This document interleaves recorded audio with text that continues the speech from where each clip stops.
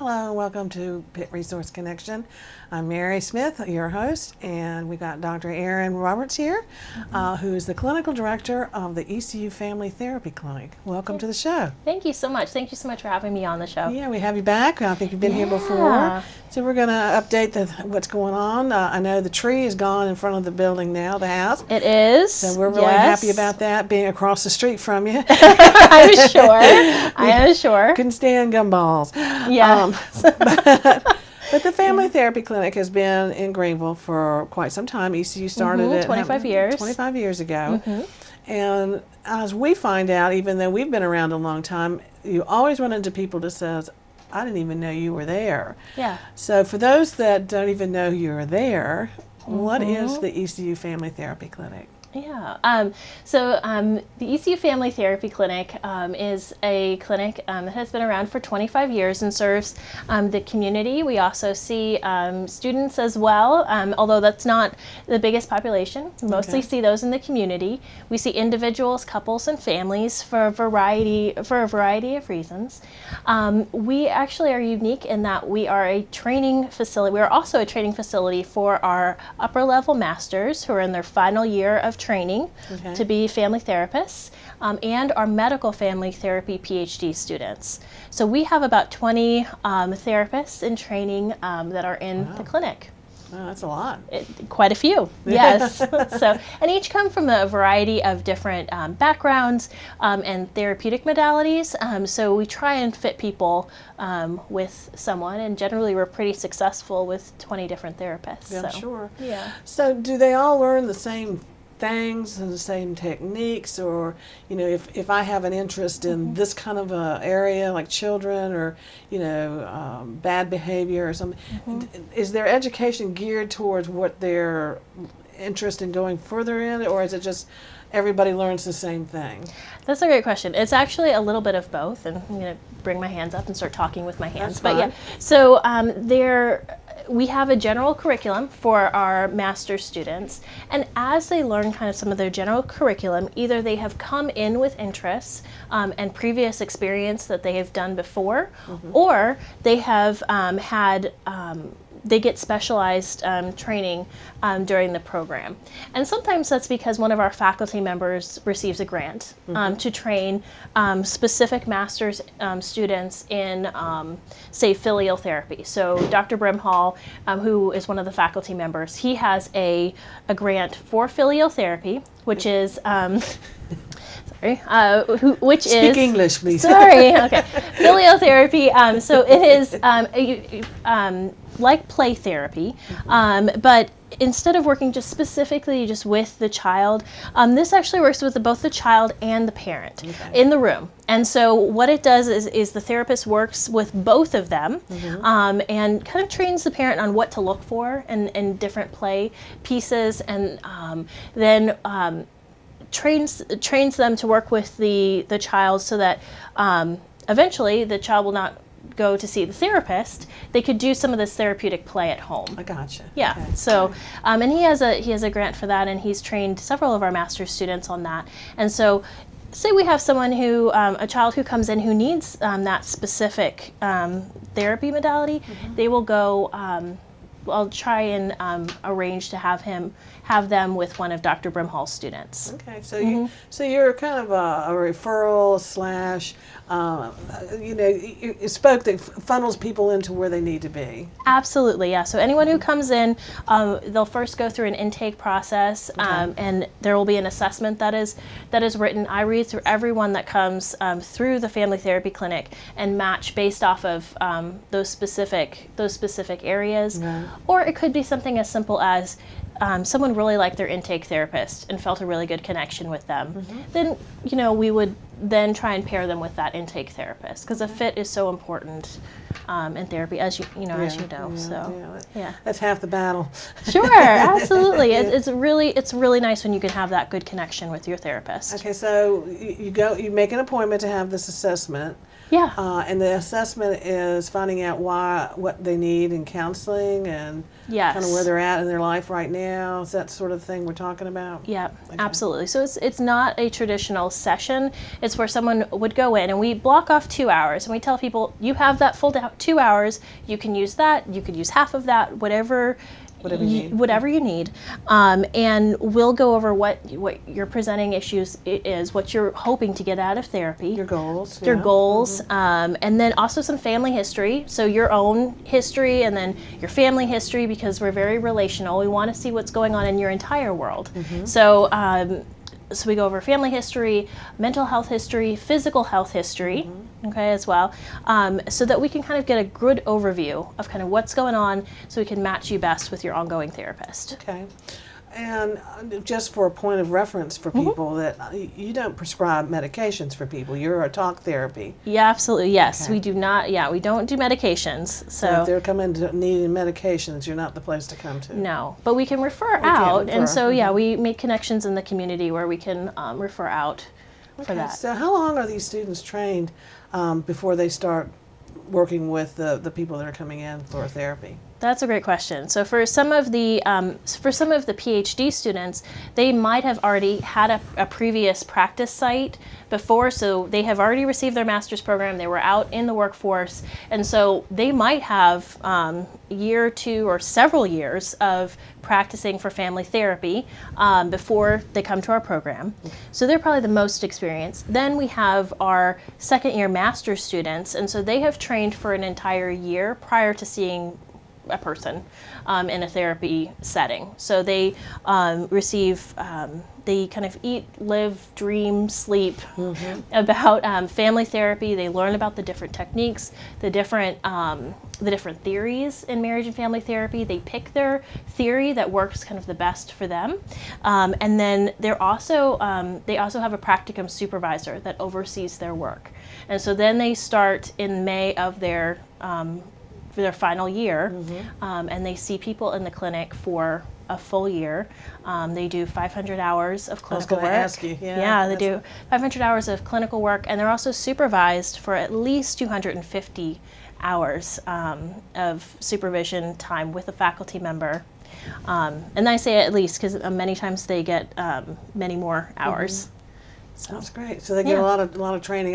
They do. I've had a few of our employees that came out of that program, and that was they're very good employees too. Good. So when I come in, I've got the assessment, and I am working with this therapist. Then what is it that I'm going to? I mean, is there a length of time, or what are my expectations? What should I be receiving back? Or so for the session, once you're linked up with an ongoing therapist, so the sessions run about 50 to 60 minutes in length, and depending on who you're matched with and which theory that specific therapist is coming from may determine what you kind of do in therapy and what that might look like. Okay, so we have there's a therapy modality called emotion-focused therapy. So you might be working doing couples work and emotion-focused therapy, where you might be working more on attachment. How you're attaching to your partner and kind of helping any attachment wounds that maybe you had in childhood or throughout your life, maybe in a bad relationship. And so that you might be working in that modality. If you were working, say, with a cognitive behavioral therapist, what they might do is that you might get homework assignments in between, where they're working on linking kind of your behaviors with kind of your thought processes, and so they'll have you do different activities both in the session and then outside, as well. And those are just two of the different models, but it may look a little bit different. Say your neighbor's going to the clinic as well. You might be receiving a little bit of different theory. Your session might look a little bit different than, say, your next door neighbors, even if you're both going for, to enhance your couple relationship. So. Well, that's very interesting to say that, because it's not rubber stamped. Absolutely not. It's being tailored to what the needs of the individual is, and I think that's really important. That so often we hear people say, "I don't think they're even listening to what I'm saying." Yeah, no. I get the same responses every time I go in there. Yeah. No, absolutely not. In fact, if we hear that our students are doing just the yeah, no, that's not going to fly. And actually, all of all of our sessions are video recorded too. So the faculty members are actually sitting down with that student to say, you know, okay, this needs to be tweaked here. You know, maybe you should consider going this direction, or you're doing a great job with asking these particular questions. They really fit in with your therapy modality. So they are really paying attention to what our and that's interesting, because back in the early days at Real, we used to tape the role plays that we would do with our counselors, and they would hear themselves back and realize what it sounded like when they went or when they didn't, you know, respond the best way possible. And so it does make a difference in the learning curve for the the counselor that's going through all of this. So absolutely. But what I remember, go ahead. Oh, I was going to say, what I remember from my training too is some feedback that I received was that, and I had not noticed this, and I would not have noticed it unless there was the camera, was that part of the feedback was that I leaned forward quite a bit. And so I remember my practicum supervisor saying, you're going to scare someone. You need to lean back a little bit. Lean back. I know you're eager and you're excited, but you need to lean back. And so that's part of the training, is really to notice our body language as well and what that conveys to others too, because sometimes we're just not aware of that. So, what if I don't want that videotape session? I don't want to be on camera. That's common. How do I? Where's the tape going to end up on YouTube? Oh gosh, no. Yeah. So so number one, we're very careful with. We have an internal taping system. So it's on specific computers that are not hooked up to the internet. They nothing can be downloaded from those specific computers that are programmed, which is called Ocularis. So the video is secure. So that's the one piece, you know, we let people know. The other piece is that we try to allay some concern is that we're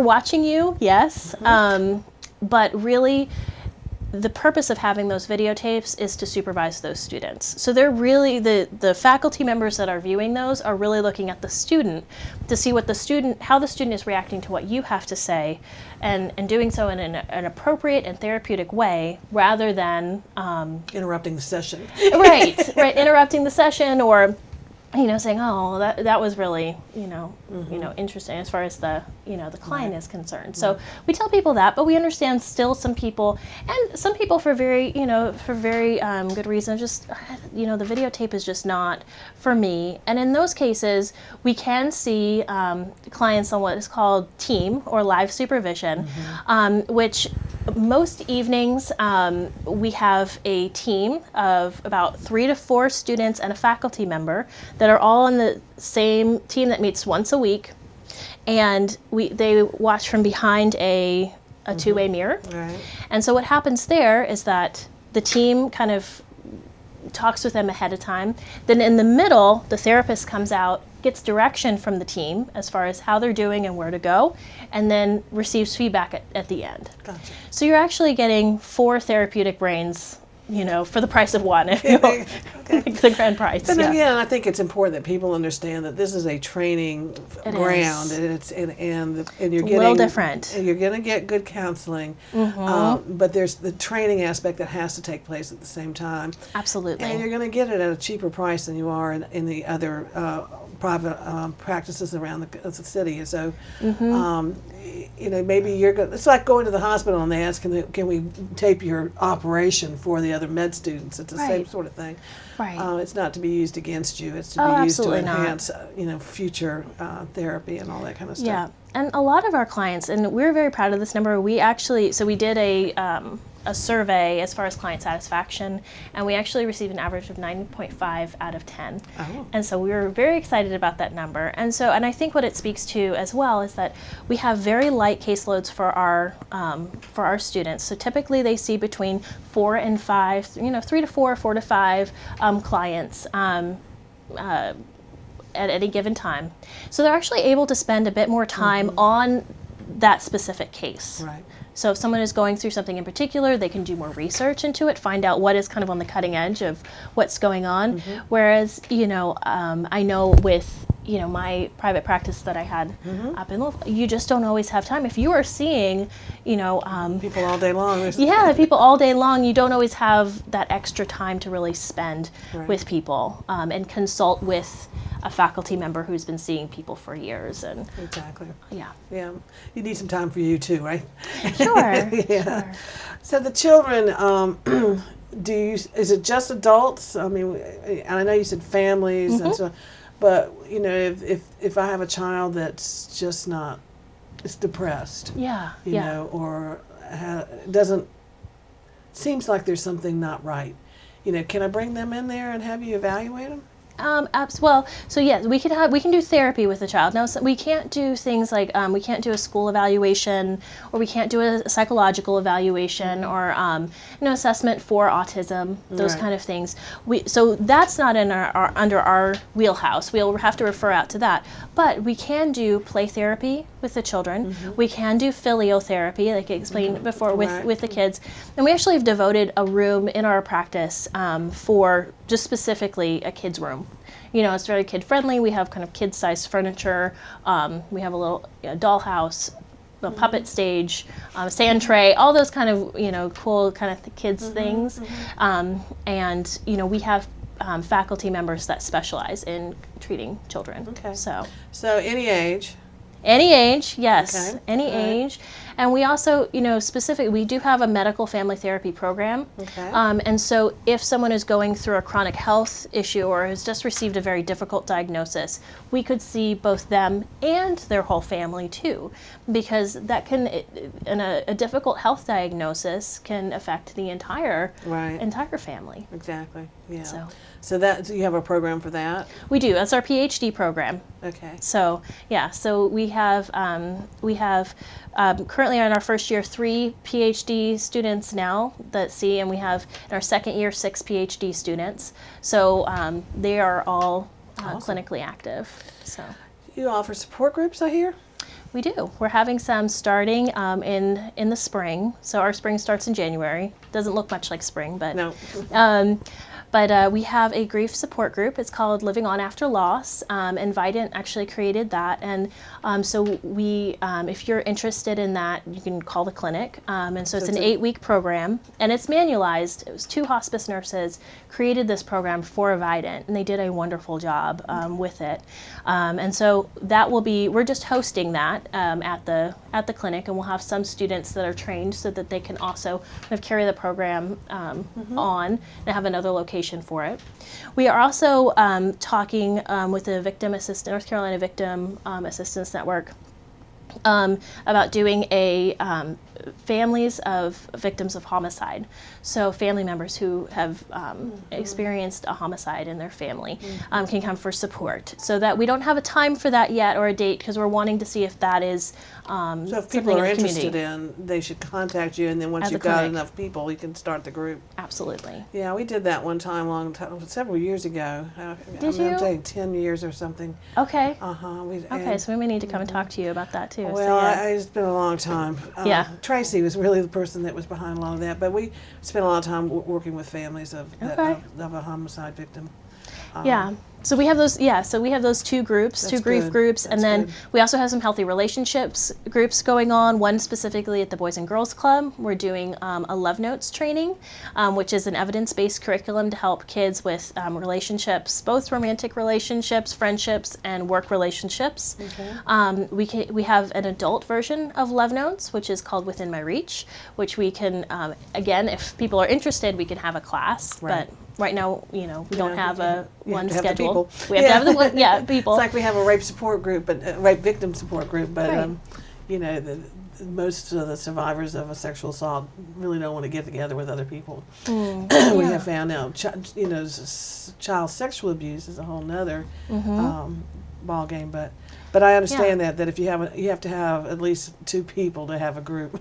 So. Absolutely, yeah. We want to make sure it's something the community needs too. Yeah. So that's why, we have that. We do have a free couples check-in that is going to happen February 8th and 9th. So that's going to happen in the clinic, and you can just call if you want to get on the list. It's free. You get a door prize for that. Ah. Yay!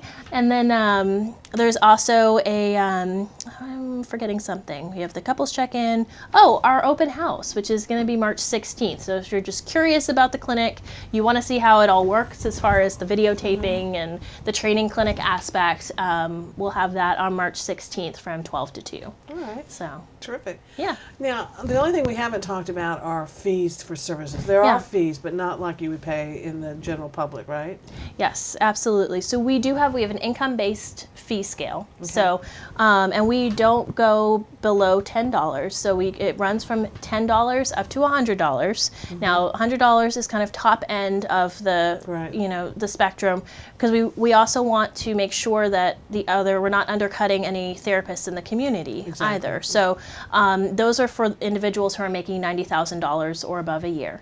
So we have an income-based fee, and if someone is curious about what they would pay for a session, then they can call the clinic and we can give them a good indication. Okay. Now, that initial consultation, that is a flat fee for everyone of $20.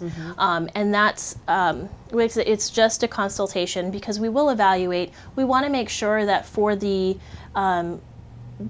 student therapist, that the level of care that someone needs is we're not going to go above that level of care for the experience that the student has. Right. So the students can do a lot, but we want to make sure that it's appropriate for them. So that is just a flat fee of $20, and then we let somebody know, hey, you're into the clinic, and here's your ongoing therapist. Right. Okay. Sounds like great. We refer a lot of people there, and I know that they've gotten a lot of help from the students and the faculty there at the ECU. Good. I'm glad. FTC, as we call it. Oh, FTC. I like it. So we appreciate you coming in. Tell us Yeah. where you're located again. We're located at 612 East 10th Street, so on the corner of Anderson and 10th. Yeah. So, and we do have parking. So we are on ECU campus, and we do have parking, which is quite miraculous Yes, in it is. of itself. We have about 4 spots. We don't have a lot of parking, but we do, for clients only, we have some parking. Awesome. You're right across the street from where they're building the Monstrosity Student Center. We are across the street, and yes, we are across the street from that, and we are across the street from you all. Yeah. And I know we refer to you all quite a bit too. Thank you. So, yeah. All right. Well, thanks for coming in and sharing about the clinic. And if you need help, you're thinking about maybe I can improve our relationship. You're not really wanting to end a relationship, but you want to make it better, enhance it. Get in touch with Erin and her group, and she can help you out. So we want to thank you. Yeah. Well, thank you for having me on the show. I appreciate it. Sure enough. Okay. And thank you guys for watching the Pitt Resource Connection.